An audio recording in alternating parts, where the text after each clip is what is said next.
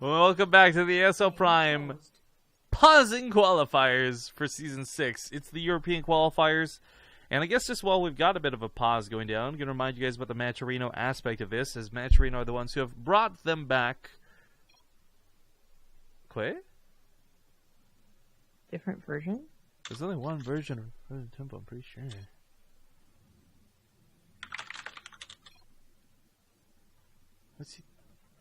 This looks normal to me. High ground is different on top of ramp. Oh, you know what? He's right. Oh, the patch may have gone through. Oh, hold up. There's a patch coming to fix this, remember? And I think this is actually a different version of Frozen Temple. The natural choke is smaller and there's more room at the top of the ramp. Those were changes they were talking about making. I think that's just gone live. That's my guess. Because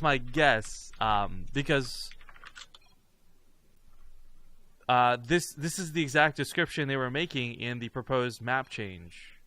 If you want to just mention in chat, Invader's supposed to have no horizontal pathways now as well. So this is gonna be kind of cool because we have both Invader and Frozen Temple, two of the most overhauled maps in the proposed changes happening. So a little bit awkward to have this happen in the middle of the tournament because we already cast the game on Frozen Temple, right? Where we saw big, wide, wonderful choke, but don't worry, guys. This wasn't Zombie Guard making the wrong map. Blizzard does this all the time, where it's just kind of like, here you go. Yeah. We've had a couple of tournaments we've cast where the maps have changed in the middle of the tournament, in the semifinals of a tournament. So while this happens very rarely, this is one of those times we've seen this happen. Good eyes at a Welmu, though, before we do these introductions, because, again, I want to note the differences here are you've got a much smaller choke at your natural to deal with, and more room on the high ground. Because two of the problems was this little chunk of ground here didn't exist, and this actually extended more to like over here. Now I was particularly happy about these changes because I have been suffering from bailing all-ins rather frequently on this map. Yeah, for the limited amount of time I played Protoss, actually, I've been having a lot of laying and bailing all-ins on this map. Yeah, so. Actually, I think one of the bigger changes because of this was the early pool versus Protoss, if I'm not mistaken. It was one of, I think, how they described one of the changes for one of the maps. I don't remember which, but at any rate, we didn't do the intro, so the top left side of the map, it is going to be the red Zerg player, one of the baddest asses from Poland, Elazer. In the bottom right, as the blue Protoss, it is Welmu. Alright, so Welmu just kicked a lot of butt versus Tefl. But Elazer is, in my opinion, a very, very better player than Tefl. No offense to Tefl. I don't think he's bad. I'm not calling him bad. I want to make that very clear because someone's going to be that guy. But I think Elazer is the better player of the two. So I think he's going to give Welmu a much harder time. Not to mention he's already open with like 3 hatchery. Now this wasn't before pool, and I think this was a consequence of the probe. But I am wondering how this, like, because none of the other map, no other aspect of the map changed, right? Like, you still got these insanely large areas to fight in, and there's a lot of areas where for Zerg you're gonna have a great time. But for this one instance in the natural, this really does choke things off and make things a lot less harrowing for a Protoss to look at. Yeah, that's certainly true. But I don't know about... I would usually agree Elazer is the better of the two, but Welmu looked pretty powerful against Tefl. Not quite like super easy mode, but I mean, it wasn't so difficult either, whatever. And apparently he's been doing pretty well on ladder, so I don't know. I'll see how this first game goes, especially now that it is the more improved Frozen Temple, too. I guess you don't have to consider it being, like, imbalanced or anything now. Although, I mean, there's still a couple of other things that make it a little bit wonky. Such as this short rush distance in the middle of the map, which I'm thinking of in particular, because we have seen a couple of Zerg all-ins that they just look like the one you did on Lair Like Crest. You know, you spread the creep really easily, pretty quickly, you bring the queens over with your roaches and ravagers, and you hit them like, you know, a lot faster than you can on like another map like Dusk Towers. I don't know if Lazer's gonna go for that. I know he has it in him to do it, but I don't think he's setting up for it. Yeah, actually managed to sneak out. Or this girl, excuse me, as the Adept gets away, so nicely done there. Shouts to Taliban89 for the 7-month resub really quick. Thank you so much for being with us for 7 months. Quick Overlord Speed, though, was researched out of Elazer, and I think this is funny because we've seen Scarlet and a couple other people be doing this more and more frequently, but I think the scouting information is absolutely worth it. One of the things that I think is very scary to look out for are these double Stargates at Welmu. I don't think Elazer had time to chill back and watch us stream versus Tefl, But again, if Welmu was actually number 2 on GM ladder, he's probably played against Elazer many times, and I'm sure Elazer's been defeated by many unscouted things. Of course.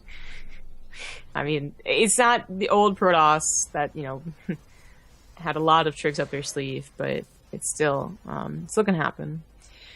So I think that the first thing I want to scout will be the double Stargates.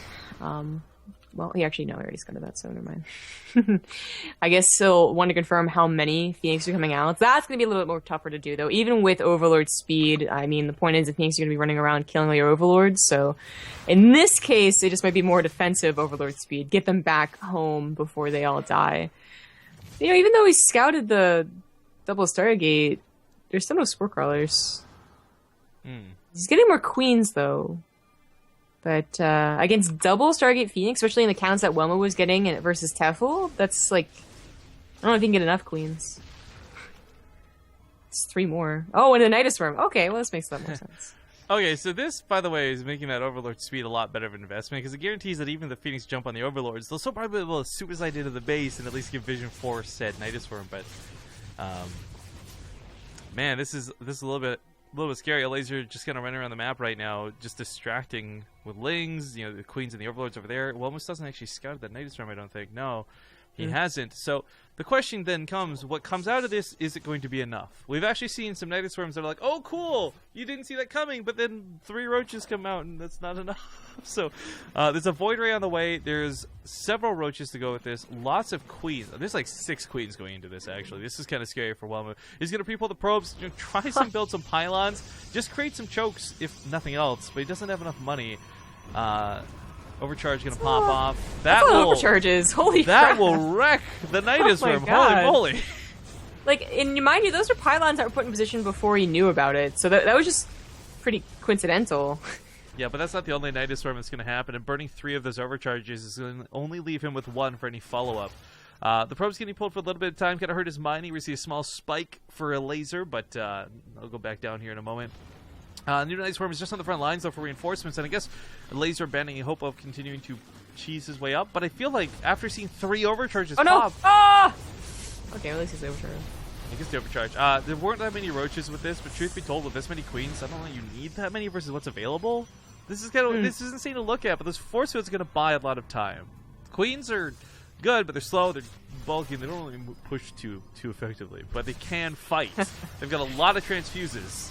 Yeah, that's what I was going to say, is that, you know, you may not need a lot of roaches, because hopefully they're being transfused to the point of being immortals. But, I mean, it's a lot to ask for from Queens, for the most part. We do have a lot of Lings reinforcing, and they don't really need the Nidus Worm. You know, it's a short map, and they're just quick anyway, so they're just running across the middle of the map. Phoenix is, I believe, on the other side of the map, and are trying to harass at a depth as well. But a lot of the action, of course, is being focused right here. Force fields are all burned up. He has no more force fields. The Ravagers have actually been hitting quite a few units with this. That last one before that volley, he did hit a sentry or 2 as well, so a lot of these are low. I mean, the Queens are starting to kind of bully their way in. Oh, no! Oh, my God! He started to attack the rocks. Oh, that sucks. Well, they're all stuck in a corner, and Corrosive Biles are going to hit every single one of these sentries if they land. Oh, here we go. Jesus. And the Void Ray. Oh. I think that's going to be game. Yeah, a little bit. Looks a little bit dirty. GG. Elazer gonna take game number 1. All right, so just 1 game in a best of 3. I love, by the way, I'm not gonna call this individual out in chat, but somebody was trying to like correct us on the map thing, and it's like, come on, guys. Rifkin's wrong about stuff. I get that, but sometimes I know what I'm talking about. Just sometimes. This is one of those times. I believe you. I'm glad you did. Because, like, well, first off, you'd be the last person I'm trying to trick on the cast. Like, oh, no, Zombie Gub, I definitely want to make you feel good about making the wrong map. Well, that level of white knighting is beyond me. I can't even pull that off if I try it. Like, geez. I was going to say, because, you know, even if you had been like, I was just kidding, Zombie Gub, you look like a fool, I'm going to be like, well, I'm just going to tell the players that's what you said, and they're going to get mad at you. So this is going to be interesting, because I think, is Invader 2nd or 3rd in that order? Invader's 2nd. Okay, so if these map changes are all live, because what I imagine happened here, by the way, is I think we actually got it like the second it went live type thing, because apparently the preview is still showing old maps, but when you go in game, it doesn't show you otherwise. So if the update is live, only the horizontal, those skinny little paths, should be removed. I don't know that they made any other changes to it, at least from what I read.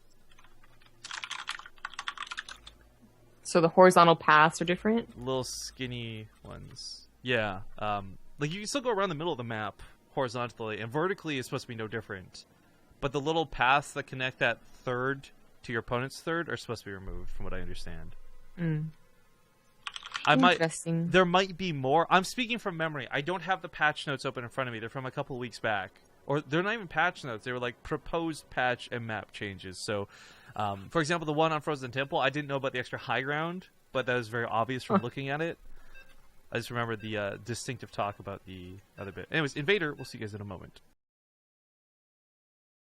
All right, we're back, and let's see. Yep, they've been removed and turned into moats. Oh. So I took the time during the intro to go Google this. To explain really quick, 33 minutes ago is when the patch went live, apparently. Frozen Temple reduced the size of the choke point, the player's natural expansion, and started the top of the starting ramps should be bigger. Okay, cool, we saw that. Invader, this was the only change. So there are no other changes other than this. But Coral Carnage Knockout's got about 5 changes on it. So I don't think we're seeing that in this series, but just so everyone knows, Coral Carnage Knockout, the ramp leading to the main base has been changed. So the removal of the collapsible towers at the top of the ramp, they removed the debris that were compensating for the destructible towers.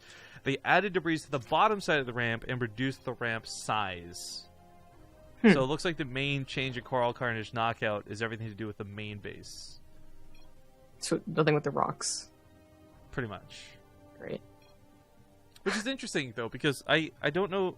I've been hearing rumors of a couple of instances where early pools were screwing with people who they would just knock down the towers and they could never take a second base. But at any rate, in the bottom right side of the map, he went for some early lings. I'm sorry, we should have been talking about this. It is going to be the Blue Zerg player, Elazer, who has got those gold league tactics of trying to distract Welmu with some chitta-chatta.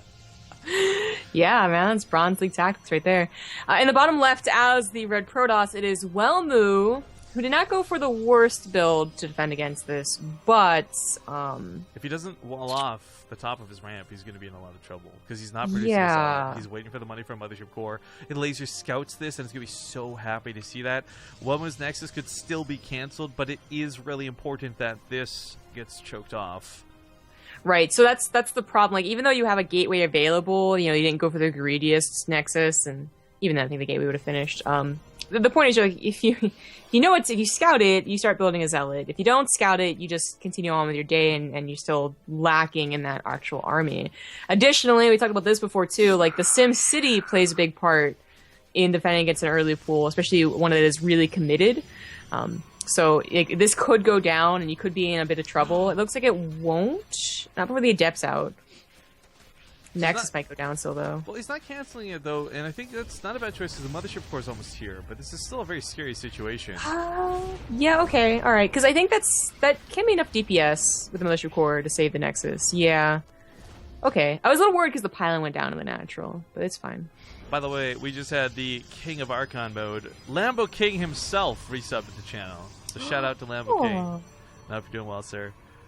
We really got to get some more Archon mode stuff going at some point. Him and Elazer were scary good. I was like really, I want to see more of that. Oh yeah, speaking of Elazer. Yeah. Hey. So this is a bit of a funny choke that's coming in. It's like a second wall. This is not a way we've ever seen anyone do it, but it is. It kind of reminds me of that diagonal wall off we see connecting to the Nexus sometimes, but he does it, I guess, in a way that will fall back for if these rocks get broken down. I don't know. This is weird. But it works, I guess. Interesting. Not so sure about that. Well, I guess we had to talk about the consequences of what Elazer did, don't we? So this, we kind of talked about Core Hall, and it can also happen on Ruins of Endion. If you go for an early pool against anyone, you can just break down your rocks or their rocks and buy a lot of time, which, can really, I feel like, lessen the pain of a failed early pool. But not so much on Invader. Even with the horizontal bridge taken down, it's still, like, not as much time as it would be, rocks being broken down. So he does have to recover. That didn't actually do that much damage, or really any at all. Right, but both a good and a bad thing in this instance, though, is that he didn't go for gas with that pool, right? If that was just an early pool. So he didn't devote too much to it, but the problem is he doesn't have a lot to help him transfer out of it. So I am questioning what sort of position he's in. I'm just realizing, though, this base in the middle, like between the two. This is gonna be such a sick with those extra pathways removed. This would be such a sick base for Terran to take. It's like a guaranteed 2 bases. Like, whether or not using planetaries, it's just like you choke off one side, put up siege tanks and marines up here. Like, they can't run through to the other ramp; they'll die. It's gonna be like, I know there's been other maps that have the same scenario here, but no one's ever gonna take those bases. And whoever does is probably going to be the bully in the game. It would definitely... You'll see those bases taken if it's vertical spawns, right? Well, you'll be expanding horizontally. But yeah, in these positions, certainly not the case. And you can't get cross spawns on this map either, which kind of sucks. So it is a 50-50. Either way, we got Overlord Speed coming out again out of Elazer. He wants to get that scouting information. But Welmu didn't get to show us his awesome super adept micro last time, so maybe we'll get to look at it this time.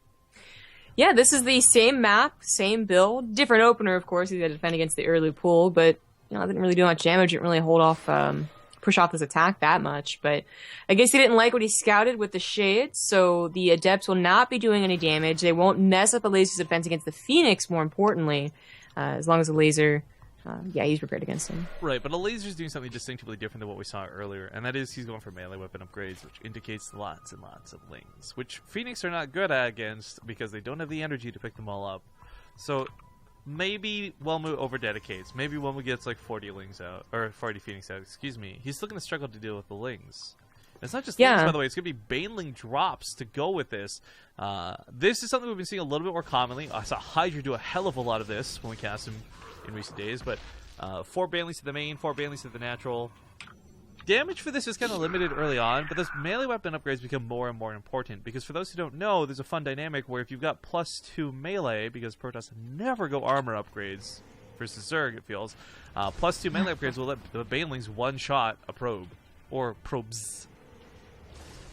Yeah, a dynamic you don't have to usually talk about at all. No, but it's becoming more and more often a thing, so it might just be something we discuss more. So, like, even when Baneling drops were, like, really, like, the flavor of the month back in Wings of Liberty, so a long time ago, you didn't really talk about the probe damage. But here we go, they're the rocks affecting the Overlord, so it looks really stupid. Oh, he fucked up the shift queue, that's why it's taking so long. Welmu should have realized this, but there we go, sees it now. That was a little super awkward. The overcharge is going to force the Overlord away, at least for the time being. It's a little bit low, so there's no other overcharge available. The Phoenix are almost home. We're just, like, watching this, like, very, very slow chase. Okay, so it doesn't get very much. And more importantly, we had 11 adepts go across the map. That's what I was looking at the mini-map. That's a scary amount. And even though Banelings can do okay against adepts, they do fine. That's just a lot of adepts. Splits! Banelings do the splits weren't too good. But, the Queens are probably going to be the bigger threat here. The Baneling is certainly not going to go down. It'd be nice to get more. But here comes this Phoenix. This is going to be pretty damn important to lift up some of these Queens if they get too close to the Adepts. The Adepts are clumped up once again. The Banelings, he's going to grab them as best he can. Loses about a third of what Adepts remain. Now, he's going to continue to harass the drones, and I think that's where the focus goes at this point. It's not really about killing Queens. It's not about trading out a big army for Welmu. It's about getting as much damage done as possible. Yeah. This was such a dedicated attack of Adepts, though. Like, it really was. But this wasn't the 6 or 7. At the same time, though, he did burn a lot of Banelings from Elazer. Elazer spent a lot in that defense. I mean, if you look at the resources lost, it doesn't exactly favor Elazer coming out of this. So, I would say for the wasted Baneling drops, the wasted Adepts, they kind of just wash each other out. That is a really good point. The Banelings have to be used in the defense there, but I guess it's still, Elazer did have a huge bank, which he only just used, so that's where the armor supply is really starting to shoot up, but the Phoenix is still a threat, to those Hydralisks popping out. Seems odd to see a 4th base, to be honest. Like, it does. And Welmu doesn't have a lot of fodder now. There could have been 13 more Adepts and a much, bigger buffer army, and now it's okay. We're getting Storms. I think Storms are, a great choice in general versus Zerg, obviously. They hit Lurkers, they'll hit Hydras, but they'll certainly take care of the Lings, which he knows are upgraded. Like, by now, he's clicked on the melee upgrade. And is probably a little worried that he's going to go for even more upgrades, to be honest, because I think Elazer has done that before. Guru has certainly done that before. But, like, upgraded Lings while also going for Lurkers, and the Lings are actually the powerhouse counterattack strategy. They can be kind of frightening, especially as Invader forces you to expand in different directions, you know? Like, I don't know how one was going to get a fourth base if Lings are constantly on this left side. I just love how every time we talk about Guru, it's always in reference to lurkers. It is a Usually, yeah. crazy abusive way to use them. Now, the Templar, I'm really excited to see. I think this would be great against the Hydras, but they'd be even better versus Banelings had those continued to come. It looks like there will be a few more on the way. I think if Welmu can just keep the Adepts back, you put the Storms down, you make a couple of Archons for the Banelings, what for to get through the Storms to explode into. The Adepts will be perfectly fine. Lots of pylons on the way. Crazy, ridiculous oversaturation at the start actually worries me, because this means more probes will die at this pace, but... at any rate, the Lurker Den still not done. Looks like Welmu's just prepping for the attack. Or sorry, Elazer's prepping for the attack with a lot of Banelings and Hydras. So, Welmu's in a bit of an odd spot. The ramp could certainly be force-filled it off, but is Elazer necessarily looking at the third? Or is his goal more on the natural? Well, I guess it can go either way. He goes up a ramp, though, in a Storms. That'd be a big problem. But the army is prepared to defend the natural already, which is a nice... like, obviously, one was put on this map a lot of times to realize that's a possibility. We have half of the army. It looks like it almost got AI'd upon. Because the Banelings, you know, I guess they could have killed whatever they found. But the Hydras just being moved in there, that was weird. Now, the Lurkers are actually going to prove to be a bit of a problem. Oh my god, these Banelings! I was gonna say, like, why would you just clump all your Banelings on those, or all your Adepts on those Banelings? He started to try and split towards the end. There's no detection, though, so that's why I don't know why he took that fight at all. That was super questionable on so many fronts. Yeah, so many different ways. Probably like, game. Welmu, just kind of choking, I guess you could say. Yeah. He didn't even have Robos down. He's only just now putting them down. That's why. He could have made an Oracle for detection. You guys could argue that, sure, but it's the fact that there's more to this than just the lack of detection. There's a lot going wrong here for our friend Welmu. GG. Thoughtful. Hype. Welmu. Okay, yeah, that makes sense. His game plan is probably a little altered because he anticipated one thing but not another. But even with that in mind. Yeah. GG gets called, though, and Elazer will take this series 2-0. Very nicely done by him. Backtrack one second. My mic sounds a little bit low. Is my mic low to you? No. Okay, then I'm just going to assume it's fine and not fidget. But that does mean, sadly, he will be gone. And Snoot! Oh, no! This is like, I feel, the match made in hell. Like, the constant fights here. Now, I do want to point out, last time we cast these two, Snoot did beat Elazer. But Elazer has a monstrous win record versus Snoot leading into it. So, I'm not sure if we're casting that first, or if we're doing mini-math versus sleep, or what the deal is. But I'm sure you guys can hear the beeping. There's garbage trucks outside. We're going to go to an ad break, and we'll see you guys in a couple minutes.